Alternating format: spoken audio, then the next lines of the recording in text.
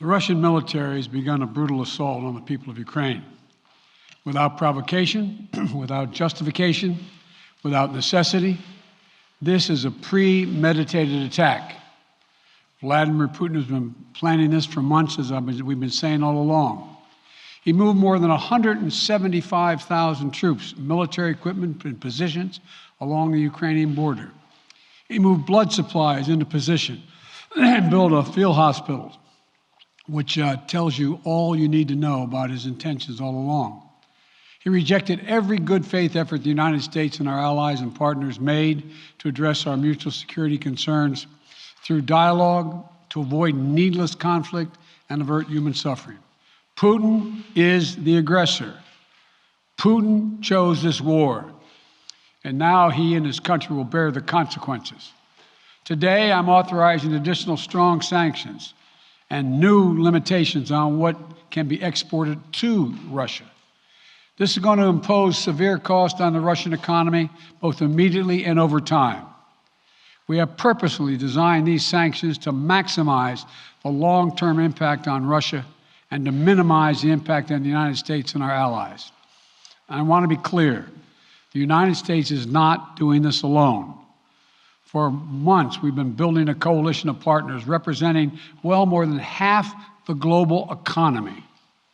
27 members of the European Union, including France, Germany, Italy, as well as the United Kingdom, Canada, Japan, Australia, New Zealand, and many others, to amplify the joint impact of our response. I just spoke with the G7 leaders this morning, and we're in full and total agreement. We will limit Russia's ability to do business in dollars, euros, pounds, and yen to be part of the global economy. We'll limit their ability to do that. We're going to stunt the ability to finance and grow the Russian military.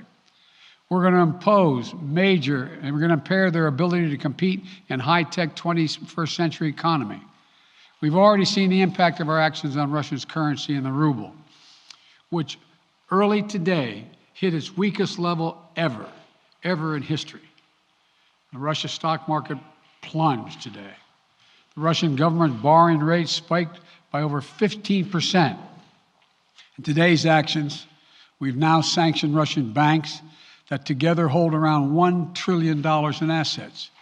We've cut off Russia's largest bank, a bank that holds more than 1/3 of Russia's banking assets by itself, cut it off from the U.S. financial system. And today, we're also blocking 4 more major banks. That means every asset they have in America will be frozen. This includes VTB, the second largest bank in Russia, which has $250 billion in assets. As promised, we're also adding the names to the list of Russian elites and their family members that we're sanctioning as well. As I said on Tuesday, these are people who personally gain from the Kremlin's policies, and they should share in the pain. We will keep up this drumbeat of those designations against corrupt billionaires in the days ahead. On Tuesday, we stopped the Russian government from raising money from U.S. or European investors.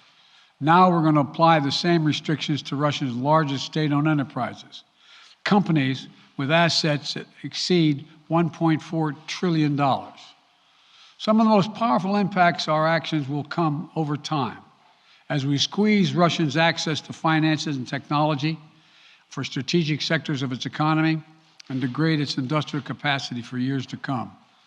Between our actions and those of our allies and partners, we estimate that we'll cut off more than half of Russia's high-tech imports. It will strike a blow to their ability to continue to modernize their military. It will degrade their aerospace industry, including their space program. It will hurt their ability to build ships, reducing their ability to compete economically. And it will be a major hit to Putin's long-term strategic ambitions. And we're preparing to do more. In addition to the economic penalties we're imposing, we're also taking steps to defend our NATO allies, particularly in the East. Tomorrow, NATO will convene a summit. We'll be there to bring together the leaders of 30 allied nations and close partners to affirm our solidarity and to map out the next steps we will take to further strengthen all aspects of our NATO alliance. Although we provided over $650 million in defensive assistance to Ukraine just this last year, let me say it again. Our forces are not and will not be engaged in the conflict with Russia in Ukraine. Our forces are not going to Europe to fight in Ukraine, but to defend our NATO allies and reassure those allies in the East. As we respond, my administration is using the tools, every tool at its disposal, to protect American families and businesses from rising prices at the gas pump. You know, we're taking active steps to bring down the cost, and American oil and gas companies should not exploit this moment to hike their prices to raise profits.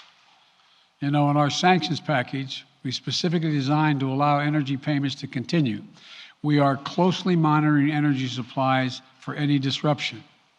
We've been coordinating with major oil producing and consuming countries toward our common interest to secure global energy supplies. We are actively working with countries around the world to elevate collective release from the strategic petroleum reserves of major energy consuming countries. And the United States will release additional barrels of oil as conditions warrant. I heard the first part. Do I have any plans to speak with Putin at this point, and what? What communications have you had with the Kremlin as far as military operations in Ukraine and making sure this does not spiral into a larger conflict? Well, it's a large conflict already. The way we're going to ensure it's not going to spiral to a larger conflict is by providing all the forces needed in the Eastern European nations that are members of NATO. NATO is more united than it's ever been, and I have no plans to talk with Putin. You recently said that the idea of personally sanctioning President Putin was on the table. Is that a step that you're prepared to take? And if not... It's not a bluff, it's on the table. Given the full-scale invasion, given that you're not pursuing disconnecting Russia from what's called SWIFT, the international banking system, or other sanctions at your disposal, respectfully, sir, what more are you waiting for? Specifically, with the sanctions we've imposed exceed SWIFT. The sanctions we imposed exceed anything that's ever been done. The sanctions we imposed have generated 2/3 of the world joining us. They are profound sanctions. Let's have a conversation in another month or so to see if they're working.